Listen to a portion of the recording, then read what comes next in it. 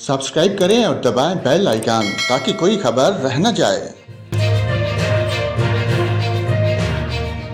नाज़रीन, आपको बताएं, समुद्री तूफान बाइपर जाए भारतीय रियासत गुजरात के सहल से टकरा गया। भारतीय महकमा मौसमियात के मुताबिक गुजरात में शोशरा और कच्छ के सहली जिला में तूफान के लैंडफॉल का अमल शुरू हो गया। शोशरा और कच्छ के लिए रेड अलर्ट और राजस्थान के कई जिला के लिए येलो एंड ऑरेंज अलर्ट जारी किया गया। मीडिया रिपोर्ट्स के मुताबिक द्वारका में तूफानी हवाओं ने दरख्त उखेड़ दिए और इश्तिहारी बोर्ड भी गिर गए।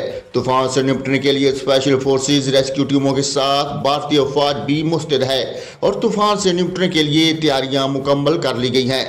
भारतीय काम के मुताबिक कच्छ, जामनगर, मोरबी, राजकोट, द्वारका, जूनागढ़, पोरबंदर और गिर सोमनाथ से 1 लाख लोगों को निकाल लिया गया। तलीमी इदारे, पब्लिक ट्रांसपोर्ट, बंदरगाहें बंद, परवाजें भी मनसूख की जा रही हैं।